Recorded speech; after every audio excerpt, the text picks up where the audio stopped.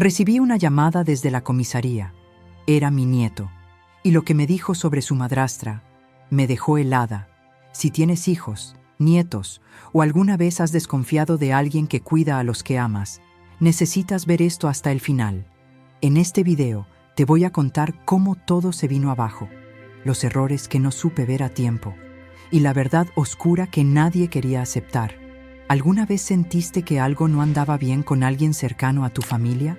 ¿Y que todos te trataban como si estuvieras exagerando?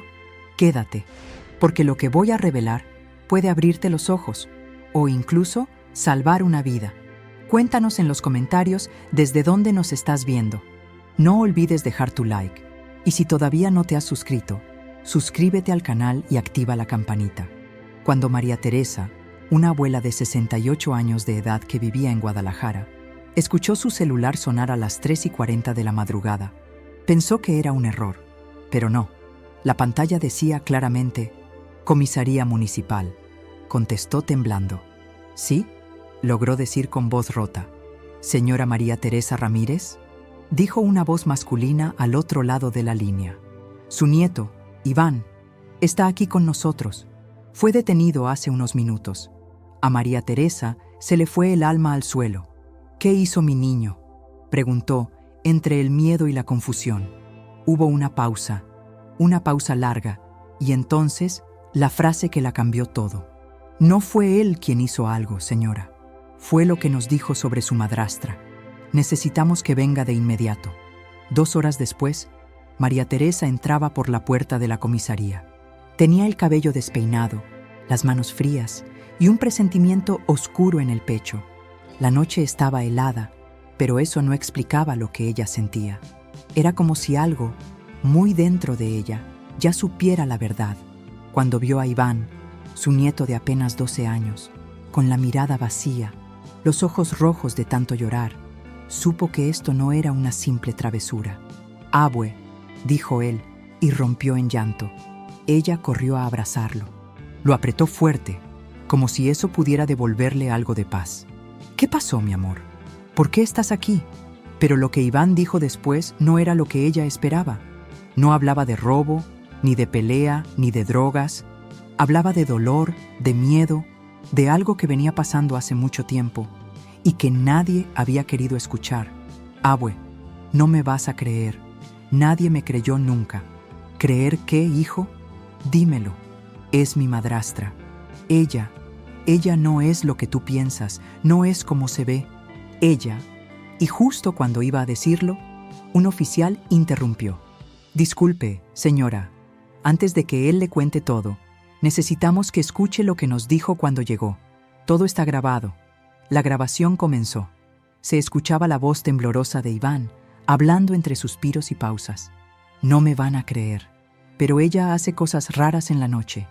Me cierra con llave en mi cuarto. Dice que es por seguridad, pero he escuchado cosas.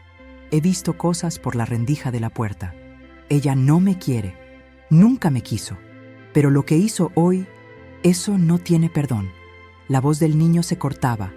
Luego decía algo más. «Hoy escuché a mi hermanita llorar, y cuando miré por debajo de la puerta, vi su sombra, con algo en la mano. Yo grité. Ella se dio cuenta, por eso me escapé. Corrí hasta la tienda, pedí ayuda, y terminé aquí». María Teresa sentía cómo se le apretaba el pecho. Las manos le temblaban. Pero nada de eso la preparó para la pregunta que vino después del oficial. «Señora, ¿usted sabía que su nuera tenía antecedentes psiquiátricos en Oaxaca?». Silencio. Un silencio que parecía tragarse la habitación entera. «¿Qué?», logró murmurar María Teresa, con el corazón a punto de explotar. «¿De qué está hablando?». Pero el oficial solo la miró. Y entonces lo entendió. Nadie le había dicho nada. Nadie. En ese momento comenzaron a llegar las patrullas al domicilio. La niña, la hermanita de Iván, aún estaba dentro de la casa con la madrastra. María Teresa salió corriendo de la comisaría, gritando, y mientras subía a su coche, solo una pregunta le daba vueltas en la cabeza, una y otra vez. ¿Qué hizo esa mujer esta noche? ¿Y por qué nadie le creyó antes a Iván?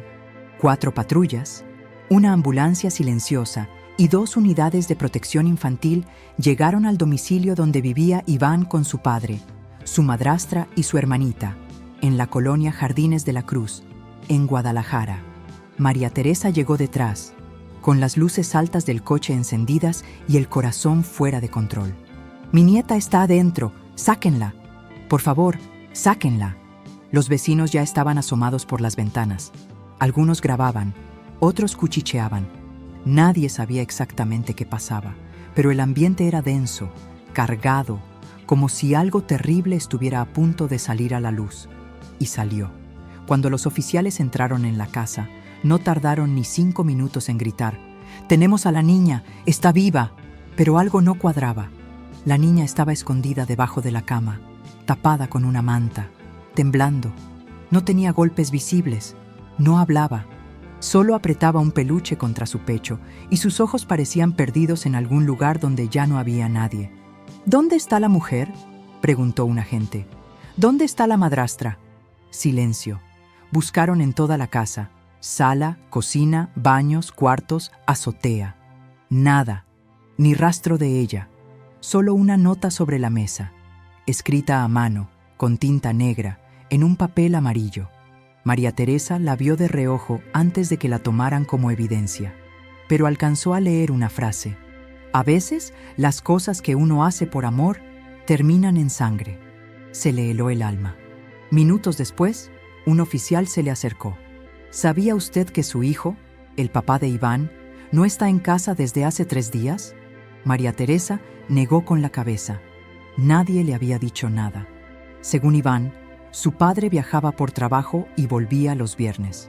No contestó el teléfono ni una sola vez desde que comenzó el operativo, añadió el oficial. «¿Y qué hay del trabajo? ¿Con quién viaja?». «Llamamos a la empresa. No tienen registro de viajes recientes. Tampoco ha ido a trabajar en 3 días».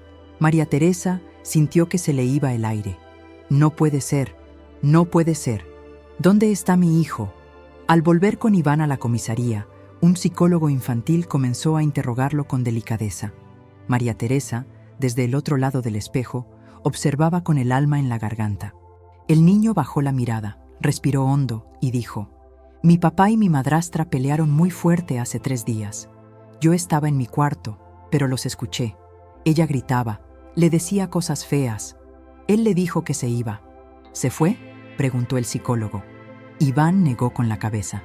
«Escuché cuando se cayó algo grande, como un mueble. Luego, silencio. Y después, la licuadora. Pero yo no salí. Tenía miedo». El psicólogo se detuvo. «¿La licuadora?». «Sí, mucho rato. Como cuando hace jugo, pero más tiempo. Después de eso, ya no lo vi más». María Teresa se cubrió la boca para no gritar. ¿Qué estaba insinuando Iván? ¿Qué hizo esa mujer con su hijo? Y justo cuando creía que no podía haber algo peor, Iván agregó: «Ella me dijo que papá se había ido, que no lo extrañara, pero esa noche bajé a escondidas a la cocina y vi la licuadora sucia. Tenía algo rojo». «¿Rojo?», Iván asintió. «Era como sangre y algo más. Había un olor raro». El psicólogo salió de la sala y fue directo con los oficiales. «Necesitamos una orden urgente para allanar la casa completa y traer unidades de criminalística. Este niño no está inventando. Hay algo muy grave detrás de todo esto». Esa misma noche, criminalística entró al domicilio y en el patio trasero, debajo de una pila de sacos de cemento, encontraron algo: un zapato, una billetera y rastros de cabello pegados al drenaje del lavadero. Todo eso pertenecía al padre de Iván. María Teresa sintió que el mundo se partía en 2. Y mientras las autoridades recogían las evidencias y la ciudad dormía sin saber lo que realmente pasaba en esa casa, una cámara de seguridad de una tienda cercana registraba a la madrastra caminando sola, de madrugada, con una maleta. ¿Dónde estaba? ¿Qué llevaba en esa maleta? ¿Y qué más ocultaba esa mujer? Nada era lo que parecía. Y todavía faltaban muchas verdades por salir a la luz. La noticia se empezó a regar como fuego entre los vecinos. La madrastra de los niños está desaparecida. El papá no aparece desde hace días. La policía encontró sangre en la casa. Pero nada de eso se comparaba con lo que María Teresa sintió cuando revisaron el sótano. Sí, el sótano, un espacio que ni siquiera sabía que existía, cerrado con una puerta de metal oxidada detrás del lavadero. ¿Aquí vivía alguien más?, preguntó uno de los peritos. No, respondió María Teresa, confundida. Que yo sepa, no. Forzaron la cerradura. El olor que salió fue tan fuerte que 2 agentes tuvieron que salir a vomitar. Dentro del sótano encontraron una especie de cuarto improvisado, con paredes cubiertas de cartón y una lámpara roja colgando del techo. Había cuadernos, fotografías quemadas por la mitad. Y en la pared del fondo, escrita con marcador negro, una frase repetida al menos 5 veces. Todo lo que se pudre, vuelve. ¿Qué es esto?, preguntó un detective. ¿Quién dormía aquí? Pero la respuesta no estaba en el lugar. La respuesta estaba en una de las libretas que Iván tenía escondida bajo su cama. Cuando los peritos comenzaron a revisar el cuarto del niño, encontraron dibujos extraños. Dibujos de su papá con una cara tachada. Dibujos de su madrastra, con garras en lugar de manos. Y uno que heló la sangre de todos. Un cuerpo dentro de una licuadora gigante, con ojos abiertos, y una frase escrita al pie del dibujo: no digas nada o te toca a ti. La psicóloga del DIF, que ahora acompañaba a Iván, le preguntó con mucha cautela: Iván, ¿por qué hiciste estos dibujos? Él se quedó callado varios segundos. Después miró a la psicóloga a los ojos y dijo: porque eso es lo que soñaba. Pero después me di cuenta de que no eran sueños. Era lo que ella me dejaba ver a propósito. María Teresa estaba al borde del colapso. ¿Podía una mujer tan amable, que hacía pasteles y compartía frases lindas en redes sociales, ser capaz de eso? Porque sí, la madrastra de Iván, Rebeca Sánchez Durán, tenía una imagen impecable, maestra de preescolar, siempre sonriente. Decoraba la casa en Navidad, subía fotos felices con la familia, organizaba cumpleaños temáticos para los niños. Y sin embargo, su pasado empezaba a decir otra cosa. La policía de Guadalajara contactó a autoridades en Oaxaca, su ciudad de origen. Allá encontraron un expediente cerrado hacía más de 13 años. Una historia similar. Un hombre desaparecido. Un niño internado con trauma severo. Una madre que, supuestamente, se suicidó arrojándose a un pozo. La ficha decía: caso cerrado por falta de pruebas. Sospechosa: Rebeca Sánchez Durán. Sin seguimiento clínico posterior. ¿Cómo es posible que nadie investigara esto antes?, gritó María Teresa, con el expediente en las manos. ¿Cómo dejaron a mis nietos solos con esa mujer? Pero lo peor aún no había llegado, porque justo cuando estaban por emitir una alerta roja para localizar a Rebeca, un video anónimo llegó al correo de la comisaría, sin asunto, sin remitente.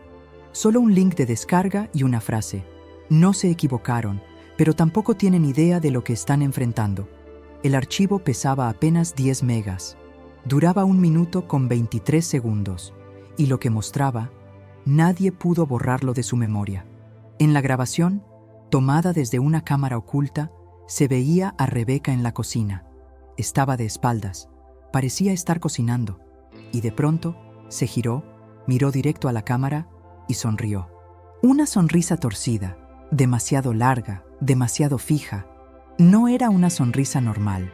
Era como si supiera que la estaban observando, como si quisiera que la vieran. En su mano sostenía un cuchillo de carnicero, y justo antes de que el video terminara, dijo algo, muy bajito, pero perfectamente claro: él ya no es problema, ahora voy por la niña. María Teresa gritó tan fuerte que tuvieron que sacarla de la sala. Iván, desde otra habitación, también escuchó la voz y dijo algo que hizo que todos se congelaran. Esa no es su voz real. ¿Cómo que no?, preguntó la psicóloga. Es que, a veces, ella habla diferente, como si otra persona hablara por su boca, como si no fuera ella. ¿Qué quería decir con eso? ¿Rebeca tenía un trastorno? ¿Estaba poseída por algo más? ¿O simplemente era una mente enferma jugando con todos? Porque la única verdad hasta ahora era esta: la niña seguía viva, pero Rebeca también, y nadie sabía dónde estaba. Viernes, 5:22 de la madrugada. La casa estaba completamente acordonada.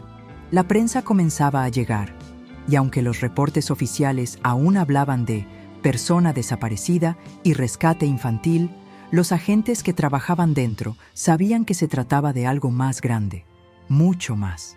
Los forenses seguían recolectando restos de tejidos en las tuberías. El equipo de análisis digital intentaba rastrear la IP desde donde se envió el video, y los vecinos ya no se atrevían a asomarse. Mientras tanto, María Teresa no podía dormir. Sentada en una silla dura en la comisaría, tenía en sus manos los dibujos de Iván, uno por uno.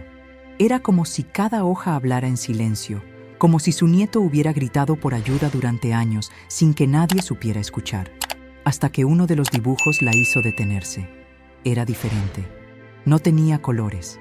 Era solo lápiz negro. Mostraba una figura femenina, de espaldas, en lo alto de una montaña, frente a una cabaña. Y abajo, con letra infantil, estaba escrito: «Ahí la oí por primera vez». «¿Esto qué es, Iván?», le preguntó María Teresa, mostrándole el dibujo en una hoja blanca, ya algo doblada. Iván se quedó mirando fijamente. «Esa cabaña, la conocí antes de vivir con ella». «¿Cómo que antes, hijo?». «Un día fuimos de viaje, cuando todavía vivía con mi papá solo. Rebeca apenas salía con él. Nos llevó a una montaña. Dijo que era una escapadita de fin de semana». María Teresa sintió una punzada en el pecho. «¿Dónde era eso?».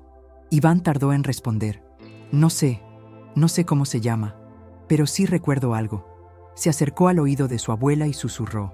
Ahí fue donde ella cambió. Esa misma tarde, María Teresa fue con uno de los detectives encargados del caso, el oficial Telles, un hombre serio, de unos 50 años, con cara de pocos amigos pero alma honesta. «Necesito ir a esa cabaña», dijo ella, firme. «Mi nieto la dibujó. Dice que todo empezó ahí». «Señora, con respeto, usted no puede meterse así en la investigación. Entonces váyase conmigo, pero tenemos que ir». Telles dudó, pero después de todo lo que ya había visto y lo que aún no entendía, decidió seguir su instinto. Sábado, 8 en punto de la mañana. Iván, María Teresa y el oficial Telles emprendieron el viaje hacia el norte de Jalisco, guiados solo por lo que Iván recordaba: una carretera con curvas, muchos árboles y una cabaña vieja con techo de lámina oxidada. Después de casi 4 horas de camino, la encontraron, exactamente como en el dibujo. La cabaña estaba abandonada, cubierta de ramas, con las ventanas rotas. Pero no había duda, era ese lugar. Iván se quedó en el auto con un oficial. María Teresa y Telles entraron con linternas y mucho cuidado. Dentro olía a humedad, a encierro, a algo más. Había un solo cuarto, con una mesa, una silla y una cama podrida. Pero en la pared de la izquierda, grabado con cuchillo, había un mensaje repetido 3 veces. «¿Ya me escuchas? ¿Ya me escuchas? ¿Ya me escuchas?». María Teresa retrocedió. ¿Qué significa eso? Telles enfocó con la linterna una parte del suelo. Allí había cera derretida, en forma de círculo, y al centro una fotografía quemada por la mitad. La mitad visible mostraba a un hombre joven, el padre de Iván, y junto a la foto, algo más, una grabadora portátil. Telles la encendió aunque la cinta estaba vieja. El sonido era distorsionado, pero se alcanzaba a escuchar una voz femenina, suave al principio, que decía: «Él pensó que yo era lo que mostraba. Pensó que podía controlarme. Nadie controla el hambre. Nadie controla lo que vive adentro». Telles apagó la grabadora de golpe. «No podemos estar aquí. Este lugar no está limpio». «¿Cómo que no está limpio?», preguntó María Teresa. «Mire a su alrededor. Esto no es solo una escena de abandono. Hay rituales. Hay símbolos que no aparecen en cualquier casa vieja. Aquí alguien hizo algo que invocó algo más, y su nieta puede estar relacionada con eso». «¿Qué está diciendo? ¿Que si esta mujer no actuó sola, si hay algo más detrás de ella, entonces no estamos buscando a una criminal?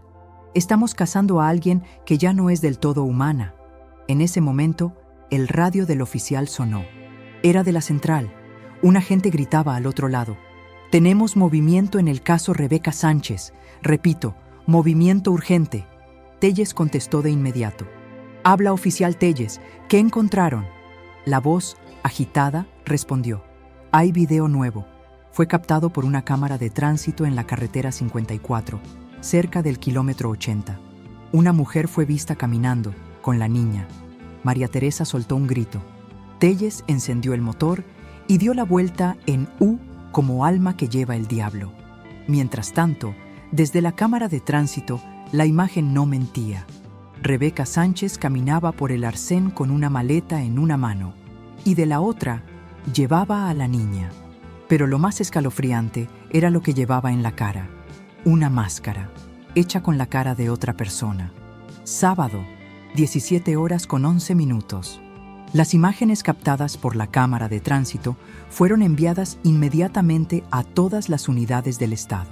Rebeca Sánchez Durán seguía caminando, sin correr, sin esconderse, como si no tuviera prisa, como si supiera que nadie podría alcanzarla. Iba por el costado de la carretera, cerca del kilómetro 80, justo donde comenzaba una zona boscosa conocida como la Quebrada del Diablo, un área que, según los propios agentes locales, nadie se atrevía a cruzar de noche. Llevaba en la mano izquierda la maleta, en la derecha a la niña que no lloraba, no gritaba, solo caminaba con la cabeza baja. Lo más inquietante no era la escena, era la máscara, no una cualquiera, no una de fiesta, era de piel humana. Los forenses más tarde confirmarían lo que muchos se negaban a aceptar: la máscara estaba hecha con partes del rostro del padre de los niños. María Teresa fue llevada inmediatamente a un centro médico. Entró en shock tras ver la imagen, pero antes de perder el conocimiento, alcanzó a decir algo que dejó al oficial Telles helado: «Esa máscara, yo ya la había visto antes». La historia dio un giro inesperado. Mientras los agentes seguían el rastro hacia el bosque, un nuevo elemento cambió todo: una llamada anónima desde un número privado. Duró exactamente 40 segundos. «¿Comisaría de Guadalajara?», preguntó el operador. Silencio. Y luego, una voz distorsionada, como si hablara desde una radio vieja: «Ella no está huyendo. Ella va a regresar, a su origen». «¿Quién habla? ¿Quién es usted?». «Lo que encontraron en su casa es apenas la superficie. Ella no actúa sola. Ella pertenece». La llamada se cortó. Telles, al escuchar la grabación, tomó una decisión que le costaría el puesto: ingresar al bosque sin esperar autorización. Si esperamos a que autoricen el operativo, será muy tarde. «Esa niña no aguanta una noche más con esa mujer», dijo, mientras cargaba su arma y revisaba la linterna. Solo 2 agentes más se ofrecieron a ir con él. Todos los demás se negaron. «En ese bosque han pasado cosas raras, Telles», dijo uno de los veteranos. «No es solo superstición. Ahí desapareció una familia completa en el 98 y nunca los encontraron». Pero a Telles no le importaba. Condujo hasta el último punto donde fue vista Rebeca. Ahí, en la orilla de la carretera, la maleza estaba abierta, como si alguien hubiera pasado arrastrando algo. Avanzaron con cuidado. El sol comenzaba a caer. Dentro del bosque, el aire se sentía más pesado. Los árboles parecían moverse, aunque no había viento, y cada paso los alejaba más del mundo que conocían. Después de 37 minutos de búsqueda, uno de los agentes gritó: «¡Aquí! ¡Hay algo colgado!». ¡Corrieron! Entre 2 árboles, con cuerdas hechas de trenzas humanas, colgaba la mochila de la niña. Vacía, limpia, pero con un papel adentro. Un simple papel arrugado, con tinta corrida por la humedad. Telles lo abrió, tembló y leyó en voz baja: «Te traje algo. Lo dejé en tu casa y no es la última vez». De inmediato intentó comunicarse con la comisaría, pero no había señal. «Regresen al vehículo.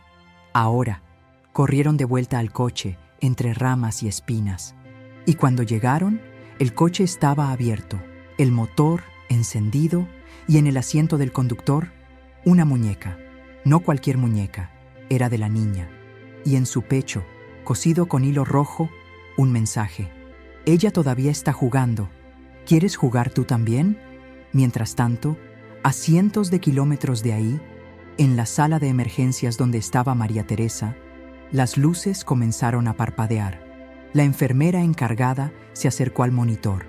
María Teresa dormía, pero su presión arterial subía rápidamente y de pronto su cuerpo comenzó a convulsionar. Los doctores entraron corriendo y cuando intentaban estabilizarla, ella abrió los ojos de golpe y gritó algo que nadie entendió. Después, se desmayó otra vez. Pero una de las cámaras de seguridad, con audio activado, captó la frase exacta. Ella ya entró. Ella ya está adentro. ¿Adentro de quién? ¿De María Teresa? ¿De la niña? ¿O de alguien más? ¿Quién envía los mensajes? ¿Por qué no ha pedido rescate? ¿Y qué significa que Rebeca no actúa sola? Sábado, 21 horas con 37 minutos. María Teresa despertó en la cama del hospital. Tenía tubos en la nariz, un monitor cardíaco conectado al pecho y 2 enfermeras revisando sus signos vitales. Estaba pálida, desorientada, pero apenas abrió los ojos. Susurró una frase sin pensar. No es ella, nunca fue ella. Las enfermeras la miraron sin entender. ¿A quién se refiere, señora? ¿A Rebeca? María Teresa se llevó las manos al rostro, respiró hondo y luego, con la voz temblando, dijo: Esa cosa no es mi nuera, nunca lo fue, no desde aquel viaje a la cabaña. Esa cosa se le metió y se quedó. Mientras tanto, en la comisaría, el oficial Telles regresaba del bosque con los 2 agentes. No traían ni a la niña ni a Rebeca, solo la muñeca, el mensaje cosido al pecho y una sensación de que, si seguían buscando, no todos iban a regresar. El jefe de la unidad los esperaba con cara de pocos amigos. ¿Alguien me puede explicar por qué rayos entraron al bosque sin respaldo ni autorización? Telles no dijo nada al principio, solo le mostró el mensaje. Ella todavía está jugando. ¿Quieres jugar tú también? El jefe leyó, y aunque no lo dijo en voz alta, sus manos empezaron a temblar. Horas después, a las 2:20 de la madrugada, una llamada entró al teléfono personal de Telles. Número desconocido. Contestó de inmediato. ¿Quién habla? Silencio. Y luego, una voz infantil. No era Rebeca. No era ningún adulto. Tío, ¿ya vas por mí? Telles se congeló. Ivana, ¿eres tú?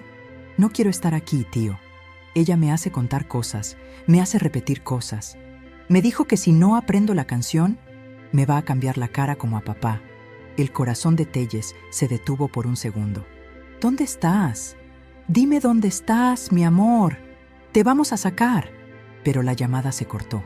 Intentaron rastrear el número, pero la línea no existía. Domingo, 4 de la madrugada. El oficial encargado de la central nocturna recibió una visita inesperada. Una mujer mayor, vestida de negro, con ojos grises y voz débil, se presentó como Doña Cata, una santera que vivía en los límites de Tonalá. ¿Qué necesita, señora? Ella sacó una foto vieja del bolsillo. En la imagen se veía a una mujer joven, idéntica a Rebeca, pero con ropa de los años 70. Ella no es nueva, solo cambia de nombre, de piel, de ciudad. Yo la vi en Oaxaca, en el 81, y mi hermana la vio en Durango en el 95. El oficial intentó disimular su risa. ¿Me está diciendo que esta mujer tiene... ¿qué? ¿40 años sin envejecer? Doña Cata lo miró fijamente y dijo: No, oficial, no es que no envejezca, es que no es humana. Esa misma mañana, María Teresa pidió ver los dibujos de Iván una vez más. Los espradaron sobre una mesa blanca del hospital. Uno de ellos estaba roto, como si alguien lo hubiera arrancado de un cuaderno a la fuerza. Mostraba una figura muy alta, muy delgada, con piernas largas como ramas secas y un rostro sin ojos, pero con boca gigante. A su lado estaba Rebeca, y abajo la frase: ella le abrió la puerta. Ahora ya no puede cerrarla. En ese momento, Iván, que estaba con una psicóloga en otra habitación, pidió hablar a solas con su abuela. La psicóloga accedió. Le pusieron micrófono oculto, y lo que grabaron, nadie estaba preparado para escucharlo. Iván se acercó a María Teresa, le tomó la mano y le dijo: Abue, tienes que prometer que no vas a llorar. No, mi amor, dime lo que tengas que decirme. Estoy aquí. Cuando ella empezó a cambiar, yo lo noté. Su olor era distinto, ya no hablaba igual, y un día me dijo que si me portaba mal, me iba a cambiar los ojos por botones. María Teresa se estremeció. ¿Qué más te dijo? Me llevó a la cabaña otra vez, pero esta vez estábamos solos. Me hizo dibujar cosas. Me dijo que, si yo dibujaba bien, me iba a dejar quedarme con mi hermanita. ¿Y qué te pidió que dibujaras? Iván bajó la cabeza. Luego dijo, un cuerpo sin alma y una máscara hecha con la cara de alguien que yo amaba. Telles, al escuchar el audio de la conversación, ordenó algo que muchos consideraron una locura. Vamos a reabrir todos los casos de desapariciones en Jalisco, Oaxaca, Durango y Veracruz que tengan conexión con rituales, cabañas o máscaras. Esta mujer, o lo que sea que es, ha estado activa por décadas. Y así lo hicieron. Los resultados no tardaron. En menos de 5 horas, llegaron 18 casos sin resolver, con descripciones similares, cuerpos sin ojos. Niños con traumas severos que decían haber visto a la señora de la cara falsa, casas abandonadas con velas negras, dibujos casi idénticos a los de Iván. Lo que antes parecía el caso de una madrastra peligrosa, ahora era la cacería de una entidad que se movía a través del tiempo, las familias y los rostros. ¿Quién era realmente Rebeca? ¿Dónde aprendió a cambiarse de piel? ¿Y por qué estaba tan interesada en Ivana, la niña? Las respuestas están cerca, pero nadie está listo para lo que viene. Domingo, 17 horas con 14 minutos. La unidad especial que investigaba el caso Rebeca Sánchez Durán fue desmantelada temporalmente por órdenes superiores. La información ya era demasiado peligrosa para estar en manos locales. Todo esto ya se salió de control, dijo el comandante federal que llegó desde la Ciudad de México. Si este caso se hace público, la presión mediática va a ser inmanejable. Pero lo que no sabían era que Rebeca ya lo había previsto todo. Esa misma noche, en un pueblo a 3 horas de Guadalajara llamado San Cristóbal de la Barranca, una niña de 8 años fue encontrada en la puerta de una iglesia. Estaba descalza, tenía tierra en las piernas y sostenía una caja de cartón manchada de sangre. El sacerdote salió corriendo. ¿Quién te hizo esto? ¿Dónde están tus papás? La niña no respondió, solo levantó la caja. Adentro había un teléfono encendido con un solo archivo de video. Duraba 12 minutos exactos. En la grabación, tomada en lo que parecía una cueva, Rebeca estaba sentada sobre una piedra, peinando el cabello de Ivana. La niña estaba viva, pero no hablaba, no se movía. Sus ojos estaban abiertos, pero vacíos. Y en un momento, Rebeca miró directo a la cámara y dijo algo que heló la sangre de todos los que lo vieron. La parte más fácil fue sacarle el alma, la difícil es meterle otra. Esa grabación fue entregada a las autoridades, que la clasificaron como evidencia crítica. La iglesia fue cerrada, la niña hospitalizada y la caja enviada a criminalística. Pero lo más inquietante no era el video. Era el reverso del celular, donde estaba escrito con marcador permanente: 1 menos, faltan 2. Mientras tanto, Iván comenzó a tener sueños recurrentes, pero ya no eran sobre Rebeca, eran sobre su papá. Lo veía dentro de una habitación oscura, amarrado, susurrando en voz baja una palabra que nunca entendía. Y siempre, detrás de él, una sombra con forma humana, pero sin rostro. Cuando la psicóloga le pidió que dibujara lo que veía, Iván hizo algo distinto. No usó lápiz, usó sangre. Había mordido su propio dedo para pintar, y en la hoja escribió: «Ella me enseñó cómo hacerlo, pero dice que ya no me necesita». María Teresa, todavía convaleciente, comenzó a recordar cosas que había bloqueado. Imágenes borrosas, momentos perdidos, pequeños detalles que, en su momento, ignoró. Cuando mi hijo empezó a salir con Rebeca, dijo en una sesión grabada, noté que él cambiaba, se ponía más frío, más callado. Decía que se sentía observado, incluso en su propia casa. Pero lo más perturbador fue lo que dijo después. Un día, entré a su casa sin avisar. Estaban en la sala. Rebeca le hablaba a Iván, pero su voz no era la de ella. Era una voz grave, masculina. como de eco, y cuando me vio, se quedó mirándome, sin parpadear, por casi 3 minutos. La policía ordenó revisar las cámaras de seguridad del fraccionamiento donde vivían, y ahí encontraron algo que no habían notado antes. Durante 3 semanas seguidas, a las 3:33 de la madrugada exactas, Rebeca salía de la casa por la puerta trasera, sola, y regresaba exactamente 17 minutos después.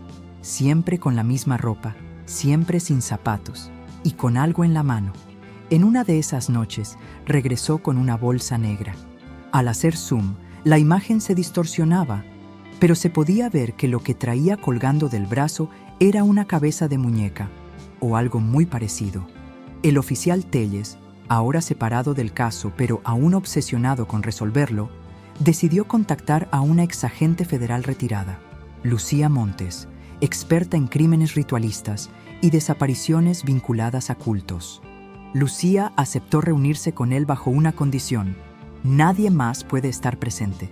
Se encontraron en un lugar neutral, un café en Zapopan. ¿Cuánto sabes de la mujer del rostro prestado?, preguntó Lucía, sin rodeos. Telles frunció el ceño. ¿Ese es un mito urbano, no? Lucía sacó un archivo con fotos en blanco y negro, reportes antiguos, casos sin resolver. No es mito. La hemos seguido desde 1974. No se llama Rebeca. No se llama nada. Toma identidades. Cambia de cuerpo. Vive en las sombras de familias vulnerables. Se gana la confianza. Se inserta. Y luego se lleva algo. ¿Qué se lleva? Lucía lo miró fijo.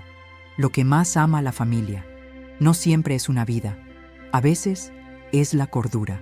Telles se quedó en silencio. Y entonces Lucía sacó una última hoja del archivo. Una foto. Era de 1993. Una cabaña en el norte de Oaxaca.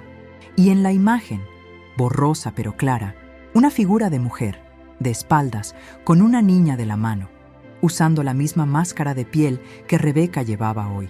Telles cerró el archivo. ¿Dónde la encontramos? Lucía no lo dudó. No se encuentra. Ella te encuentra cuando ya es muy tarde. Y justo cuando creían que lo habían visto todo, un nuevo paquete llegó a la comisaría, sin remitente, sin sello, sin advertencia. Adentro, solo una cosa: un ojo humano, aún fresco, aún húmedo, con una nota doblada que decía: ella ya ve por nosotros. ¿Y tú? ¿Sigues viendo con los tuyos? Lunes, 0:09. El ojo humano entregado en la comisaría estaba intacto, fresco. Tenía el iris color miel, exactamente igual al de la niña, Ivana. Pero había un detalle aún más inquietante. No tenía signos de violencia, como si hubiera sido retirado quirúrgicamente por alguien que sabía exactamente lo que estaba haciendo. Los forenses no podían explicarlo. Y peor aún, la niña aún no aparecía. ¿De dónde salió el ojo? ¿Era real o era simplemente una advertencia? Mientras tanto, Iván comenzó a mostrar cambios de comportamiento. No quería comer, no dormía, no hablaba, y a veces se quedaba mirando hacia una esquina vacía durante minutos, como si alguien estuviera ahí. Una madrugada, una enfermera lo encontró de pie frente al espejo de su habitación, repitiendo en voz baja: ella está adentro, pero quiere salir. Cuando la enfermera intentó moverlo, Iván se giró lentamente, con una sonrisa que no era suya, y dijo con una voz profunda: ¿y si mejor entras tú? Fue trasladado inmediatamente a una sala psiquiátrica del hospital infantil, pero el psiquiatra que lo evaluó renunció al día siguiente. Dejó una nota escrita a mano: no puedo seguir, ese niño ya no está solo, hay algo más con él. Me miró, y por un segundo vi su cara cambiar. Telles, ya trabajando fuera del sistema, decidió hacer algo que no había intentado antes: volver a la casa de su infancia. ¿Por qué? Porque después de revisar los expedientes conectados con Rebeca, o lo que sea que fuera esa entidad, encontró algo que nadie había notado. En al menos 4 de los 18 casos anteriores, las familias vivían a menos de 5 kilómetros de donde él creció. Él también había vivido ahí. Él también había escuchado ruidos en la noche. Él también había tenido pesadillas con una mujer sin cara. Pensó que eran solo recuerdos deformados, hasta que entró a su antigua casa y encontró algo escondido bajo las tablas del piso, un dibujo infantil, antiguo, firmado por él mismo. Mostraba a su madre llorando, y detrás de ella, una figura con vestido largo, con una boca que iba de oreja a oreja, sosteniendo un cuchillo. Tellez se desplomó. Esa figura, él la había soñado toda su vida, pero no era un sueño, era un recuerdo enterrado. Lucía Montes, la exagente, lo visitó esa misma noche. ¿Sabes por qué siempre la elige a ella?, preguntó. ¿A quién? ¿A la niña? Lucía negó con la cabeza. No, a la mujer más cercana al dolor, a la que carga el trauma, a la que no dice nada, pero lo siente todo. Por eso fue tu mamá, por eso es María Teresa ahora. Esa misma noche, en el hospital, María Teresa volvió a sufrir una crisis. Los doctores corrieron, y mientras intentaban estabilizarla, ella comenzó a hablar en un idioma que nadie entendía. No era latín, no era náhuatl, era otra cosa, un lenguaje gutural, primitivo, seco. Uno de los doctores grabó el audio. Al enviarlo a un experto en fonética de la UNAM, la respuesta fue simple. Este idioma no existe en ningún registro académico, pero lo que más me preocupa es que su estructura no es humana. María Teresa fue sedada de inmediato, pero antes de perder la conciencia, dijo con voz muy baja, ella ya eligió, no por el alma, por la carne. Esa frase activó todas las alertas. Lucía entendió lo que venía. No la quiere por lo que siente, la quiere por lo que representa. Un nuevo recipiente, una nueva máscara. Y si lo logra, no va a necesitar esconderse nunca más. Al mismo tiempo, en un parque industrial abandonado a las afueras de Tepatitlán, una llamada anónima llegó al 911. Hay una niña aquí. Está dormida. Trae la cara vendada. La patrulla más cercana llegó en menos de 7 minutos. Entraron y ahí estaba, Ivana, en medio de una nave industrial vacía, sentada, inmóvil, con vendas en el rostro. Respiraba, tenía signos vitales estables, pero no respondía a nada. La subieron a la ambulancia y cuando le retiraron las vendas, lo imposible sucedió. Tenía ambos ojos, idénticos, color miel, perfectamente sanos. ¿Cómo era posible? ¿El ojo entregado no era suyo o se lo habían cambiado?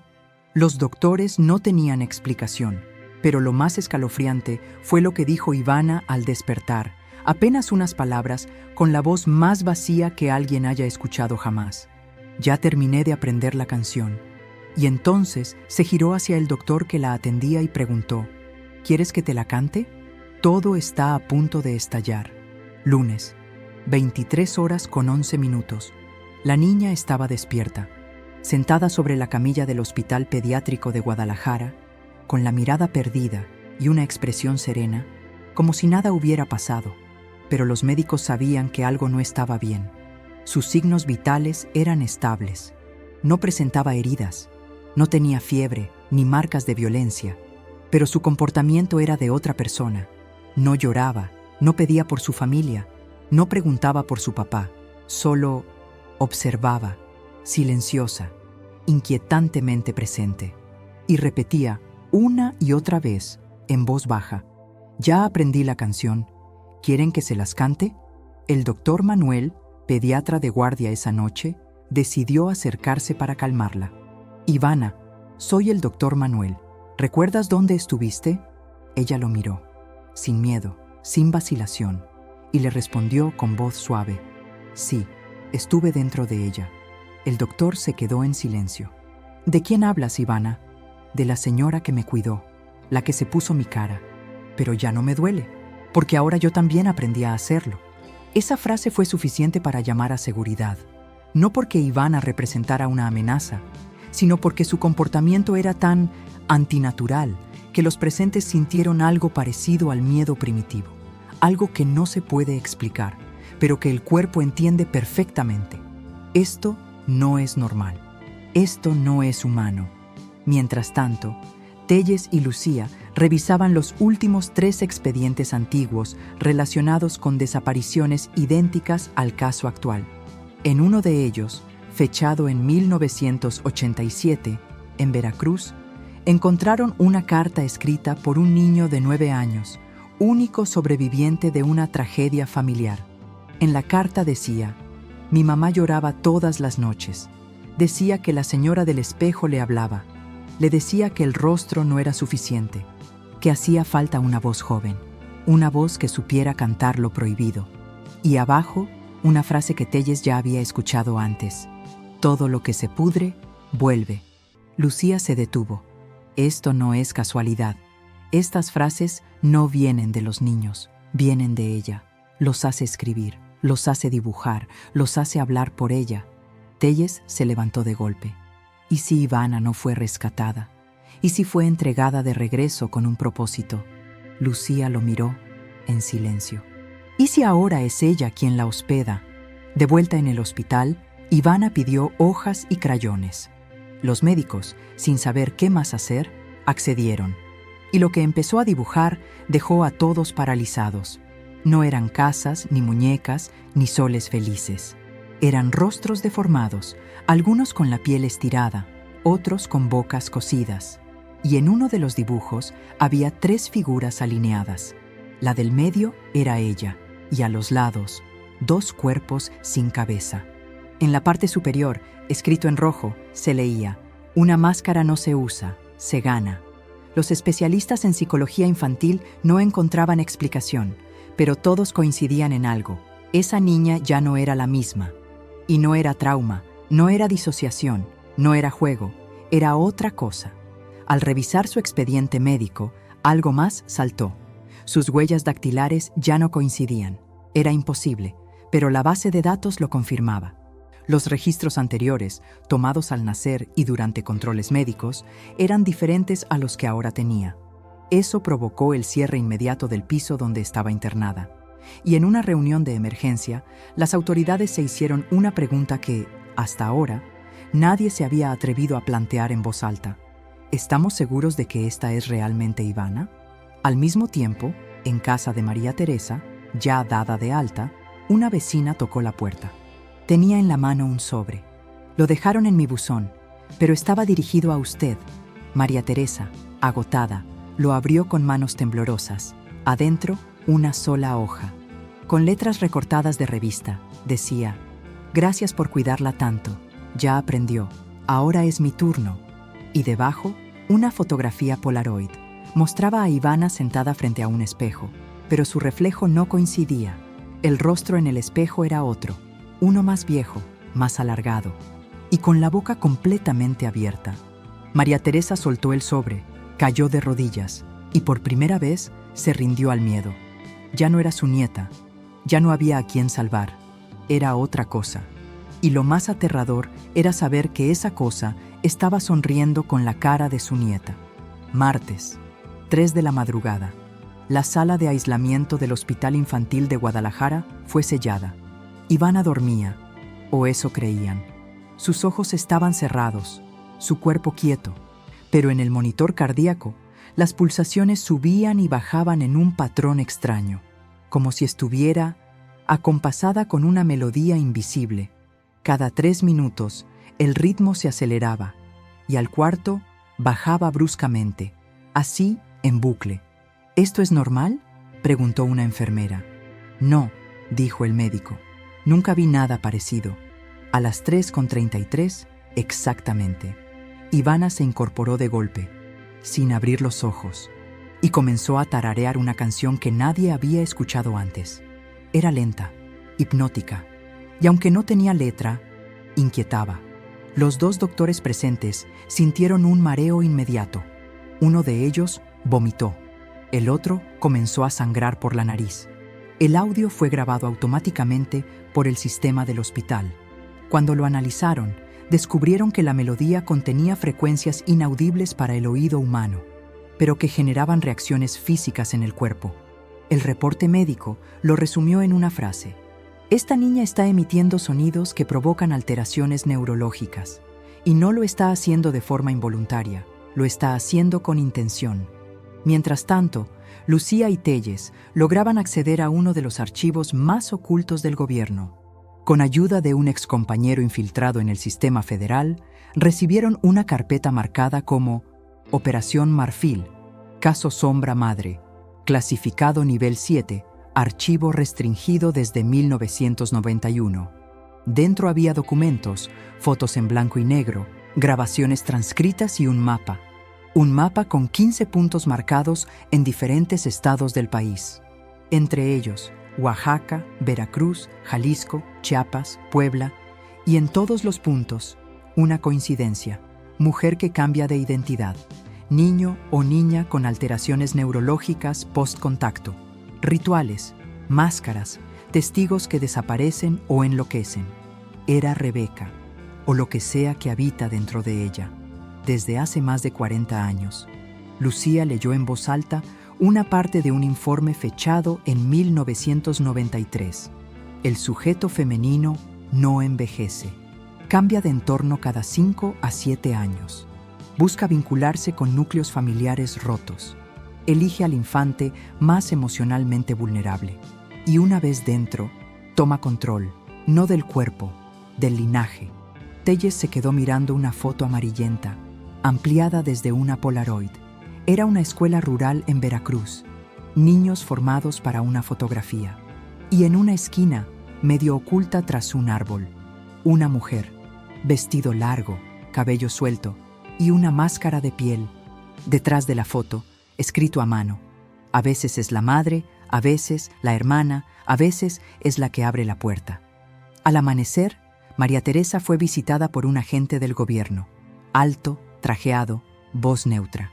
Señora Ramírez, necesitamos que nos acompañe. ¿Quién es usted?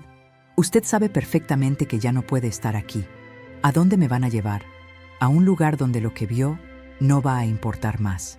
Intentó resistirse, pero fue sedada y sacada del domicilio en una camioneta sin placas. Telles, al enterarse, pidió acceso inmediato a la menor. Se lo negaron. El hospital ya no estaba bajo control civil. Ahora estaba custodiado por personal militar. Y cuando preguntó qué harían con Ivana, la respuesta fue más oscura que cualquier otra. No se preocupe, oficial. Lo importante es que esta vez no se escape. Pero lo que nadie sabía era que ya era tarde. A las 6:22 de la mañana, el circuito interno de cámaras del hospital captó a Ivana parada frente al espejo del baño, sola, con una bata blanca. Y lo que reflejaba el espejo no era ella, era la mujer, la misma figura que aparecía en las Polaroids antiguas, sin rostro, con la máscara ya cosida a su piel y con los ojos de Ivana. La imagen duró solo 2 segundos antes de que el sistema colapsara. Todas las cámaras se apagaron. Cuando fueron a buscarla, Ivana ya no estaba. La habitación vacía, la cama intacta. Ningún registro de salida, ningún sonido, nada. Solo una nota sobre la almohada, escrita con crayón rojo. Gracias por enseñarme tanto.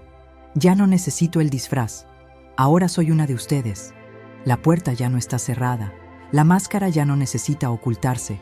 Ahora camina libre y lo hace con la cara de una niña. Martes, 10:57 de la mañana. La noticia se filtró. Una menor desapareció del hospital infantil bajo custodia federal. Nadie supo explicar cómo.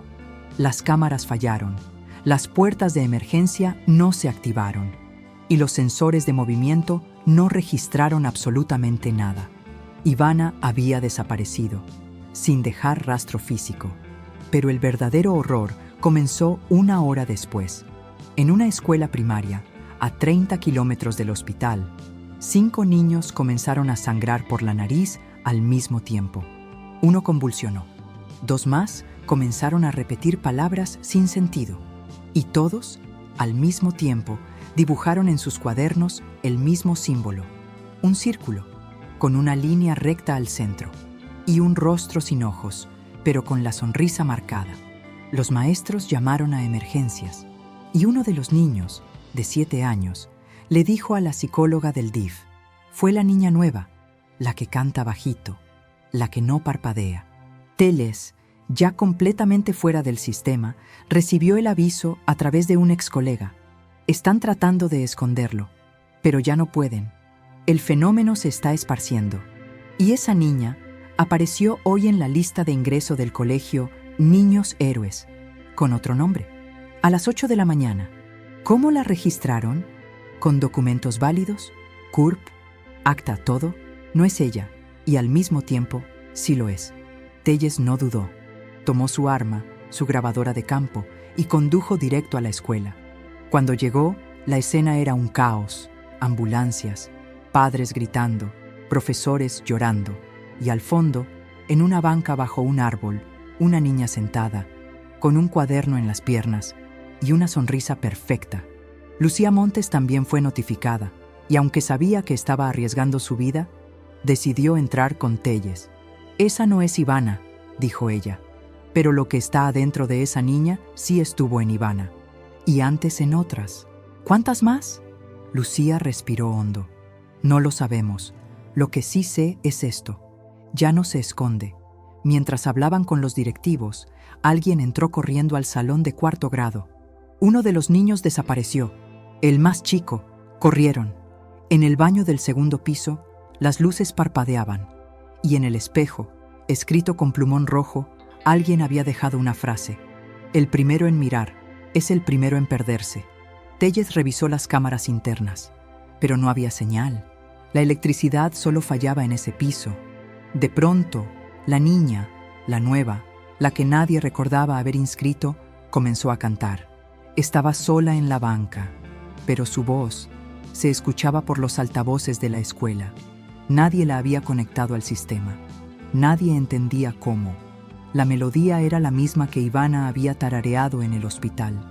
Esa frecuencia que hace doler la cabeza, que hace llorar sin razón, que provoca vértigo. Uno de los profesores cayó al suelo, sangrando por los oídos, y otro comenzó a gritar: «¡Cierren los ojos! ¡No la vean! ¡No la vean!». Lucía corrió hacia la niña, pero al acercarse, vio que no tenía sombra.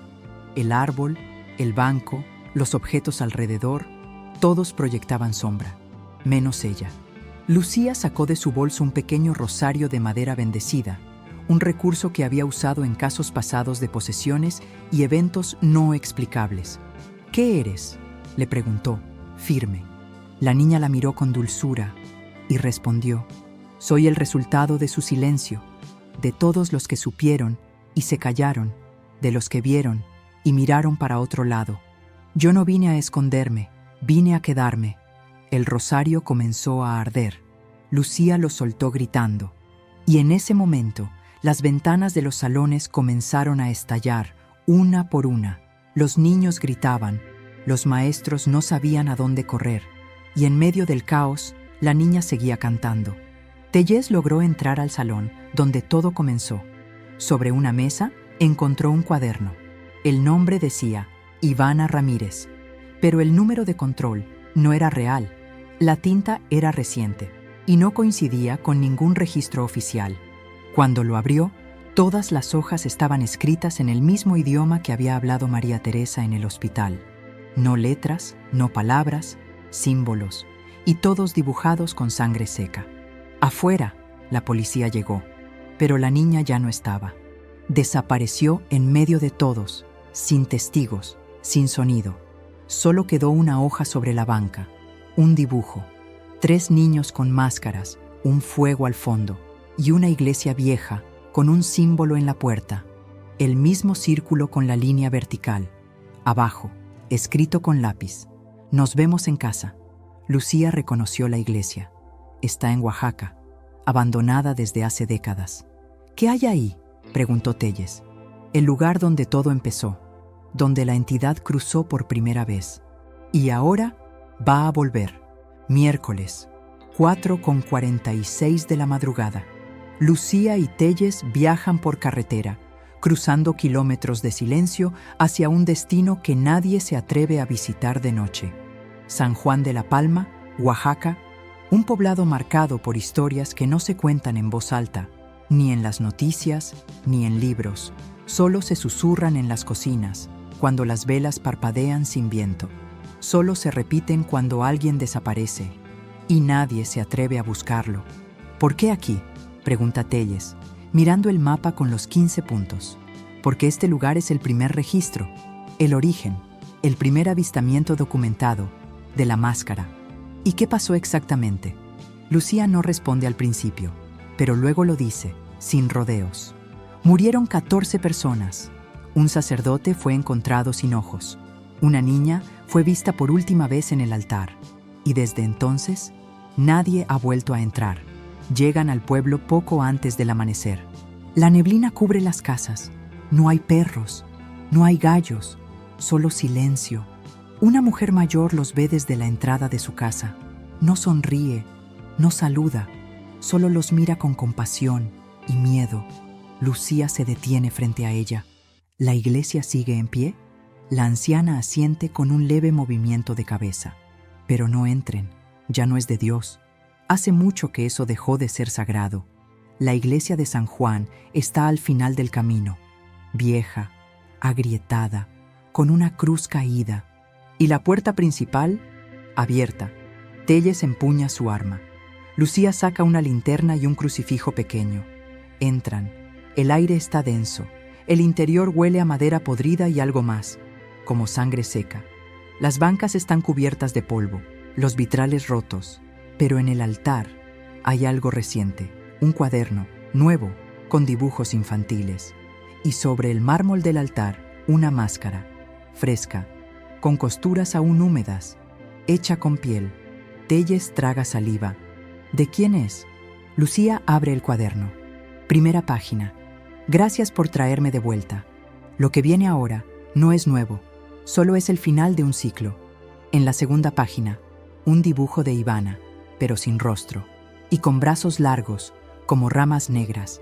De pronto, la puerta se cierra con un estruendo. Ambos giran con rapidez, pero no hay nadie. La linterna parpadea. El crucifijo comienza a calentarse en la mano de Lucía. Telles, no estamos solos. Desde el coro, arriba del altar, se escucha un canto. Suave, lento, infantil. La misma melodía. Telles apunta hacia la fuente del sonido. Lucía comienza a murmurar una oración en voz baja, y entonces, una figura baja las escaleras del coro.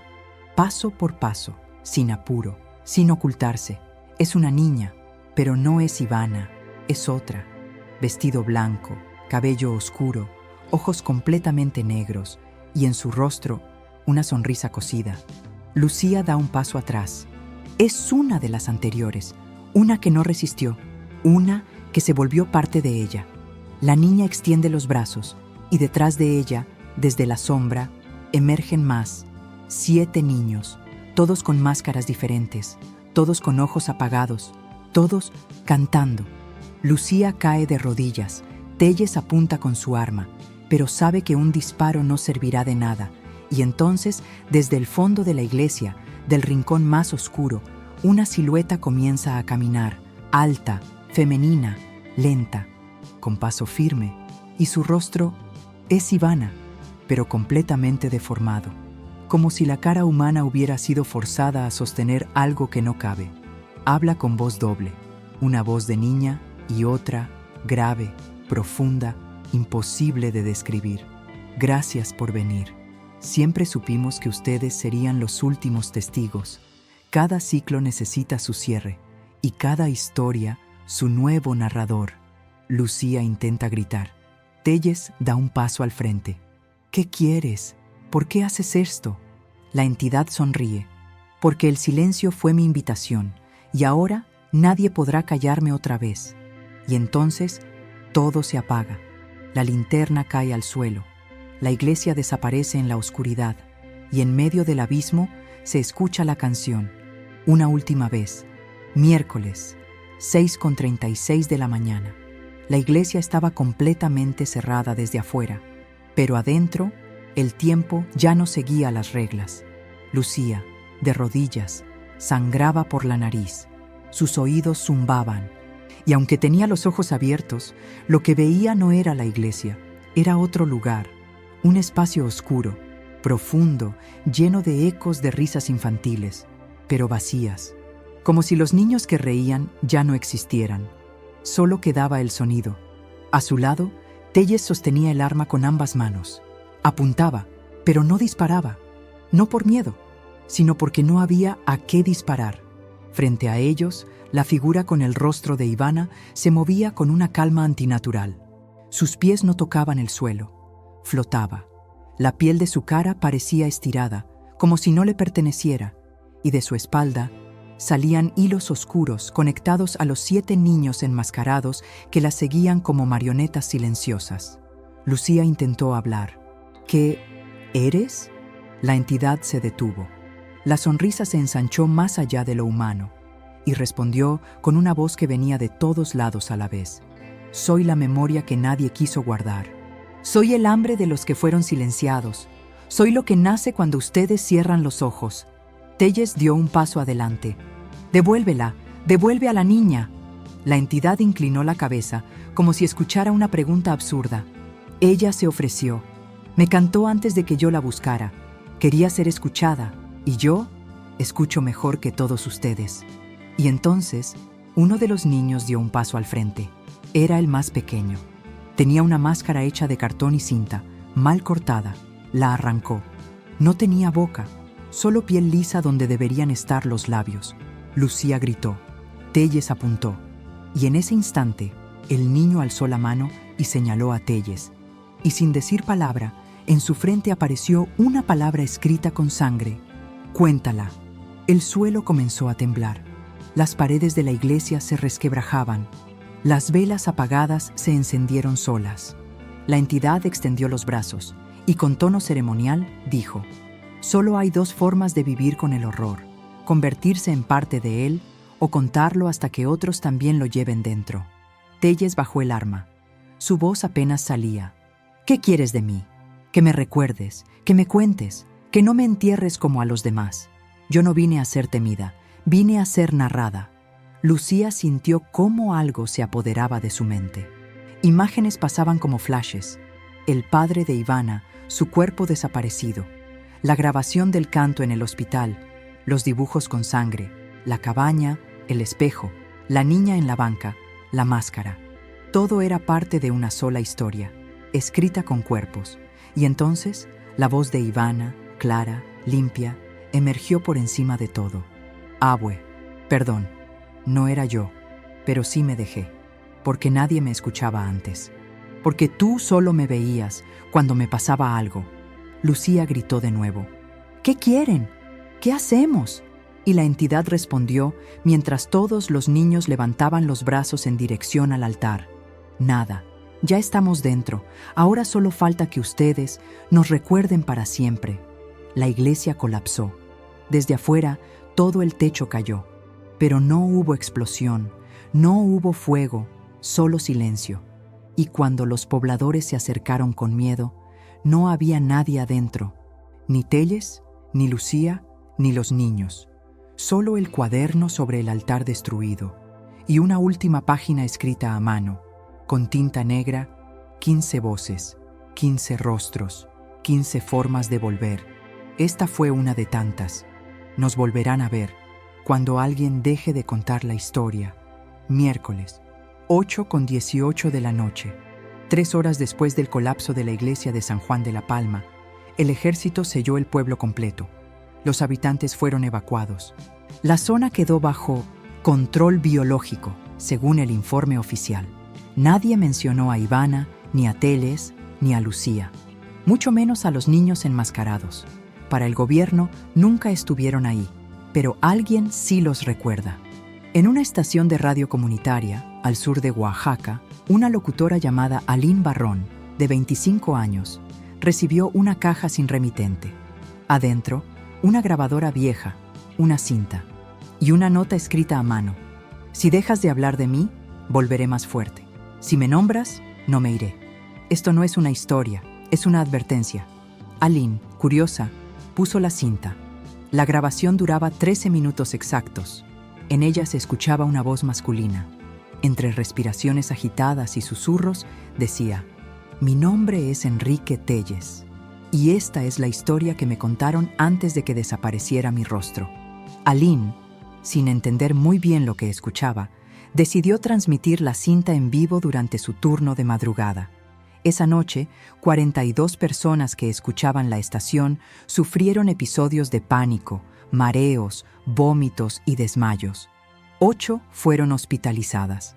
Una de ellas quedó ciega temporalmente durante 3 horas. Lo único que recordaban era una canción y una voz de niña diciendo: ¿quieres que te la cante otra vez? La radio fue cerrada. La locutora, internada en un hospital psiquiátrico, y la cinta desapareció. Pero una copia fue subida a Internet. Un archivo de solo 2 megas. Título del archivo: Ella no se fue, MP3. Mientras tanto, en Guadalajara, María Teresa, a quien se creía desaparecida, fue encontrada caminando por el Periférico Sur, sola, con un cuaderno en la mano. La policía la detuvo y la llevó al hospital psiquiátrico. Cuando le preguntaron su nombre, solo respondió: no soy yo, ya no soy yo. Yo soy la que la dejó entrar. Intentaron quitarle el cuaderno, pero ella lo sostenía con una fuerza inhumana.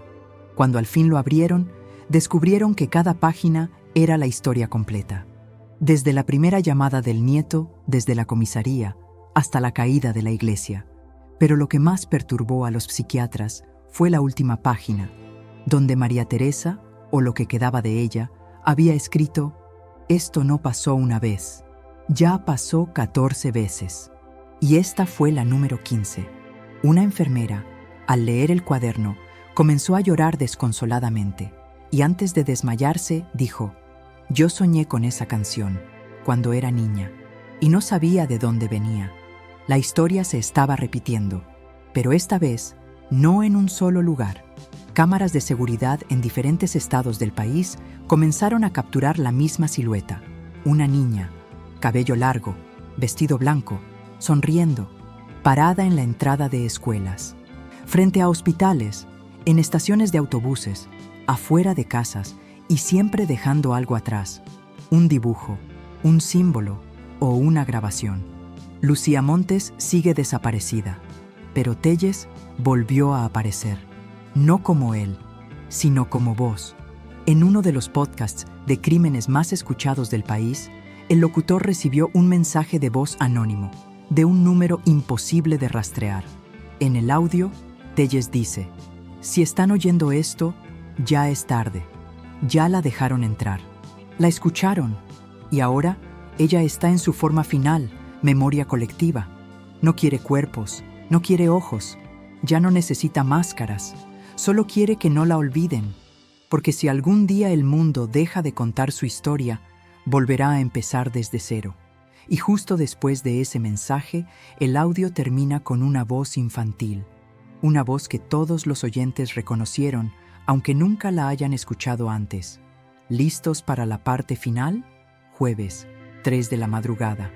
En una cabina de radio desactivada en la ciudad de Puebla, una señal comenzó a transmitir sin autorización. Nadie supo de dónde venía, ni cómo fue reactivada. Pero durante exactamente 15 minutos, la frecuencia 97.6 FM transmitió un solo archivo de audio, la misma canción, cantada por una sola voz, voz de niña, y mientras sonaba no hubo interferencias, no hubo fallas, ni una sola palabra mal grabada. Era perfecta. Cada nota, cada respiración, cada inflexión estaba diseñada para quedarse grabada en la mente. Y al terminar, se escuchó una frase: ahora todos me recuerdan, ahora todos tienen mi voz. Ese audio se replicó sin control, apareció en TikTok, en WhatsApp, en Telegram, en correos no solicitados. Millones de personas lo escucharon sin saber qué era, y la mayoría, después de oírlo, reportó lo mismo: pesadillas con una niña en su casa, sombras en el espejo, ruidos en la madrugada que no sabían explicar, sensación de ser observados, y la necesidad repentina de escribir, dibujar o hablar sobre ella. En hospitales de todo el país, psicólogos comenzaron a recibir pacientes con síntomas similares: niños, adolescentes, adultos, todos con un patrón idéntico.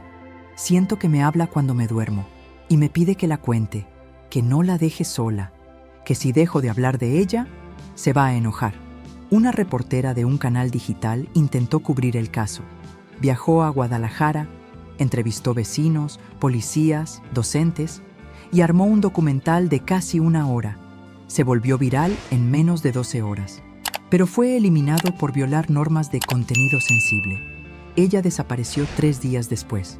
Su último video, subido por error a una cuenta secundaria, mostraba su habitación completamente cubierta de hojas pegadas a la pared, todas con la misma frase, escrita una y otra vez: yo no la inventé, yo solo la escuché. María Teresa falleció una semana después. Murió en silencio, en un hospital psiquiátrico, sin familia, sin visitas. Pero cuando una enfermera revisó sus pertenencias, encontró algo debajo de la almohada: un cuaderno, con solo una página escrita: si alguien más escucha esto, que no lo guarde, que lo cuente, porque así es como ella se mantiene dormida. Lucía Montes nunca apareció, pero se sospecha que fue la autora del audio original que circuló en Internet. Una grabación hecha en secreto dentro de la iglesia de San Juan, antes del colapso. Una voz de fondo, en esa grabación, dice: esto ya no se puede detener, solo se puede compartir. Y así fue como comenzó la última etapa. La historia no terminó con un exorcismo, ni con un arresto, ni con una niña rescatada. Terminó como ella quería, siendo contada, siendo escuchada, siendo recordada. Porque ese era su objetivo: no matar, no poseer, ser imposible de borrar, convertirse en algo que no puedas sacar de tu cabeza, algo que pasa de boca en boca, algo que llega por mensaje, por video, por voz, algo que estás escuchando ahora. Y si has llegado hasta aquí, si has leído cada palabra, si conoces cada nombre, ya eres parte de esta historia. Y ahora tienes solo 2 opciones: guardarla o contarla tú también. Porque si dejas de hablar de ella, ella vuelve a empezar. Y la próxima vez, tal vez sea tu voz la que la cante. Antes de irte, cuéntanos en los comentarios desde dónde nos estás viendo. No olvides dejar tu like, porque eso ayuda muchísimo a que más personas encuentren estas historias. Y si todavía no te has suscrito, suscríbete al canal y activa la campanita para no perderte los próximos videos. Gracias por ser parte de esta comunidad.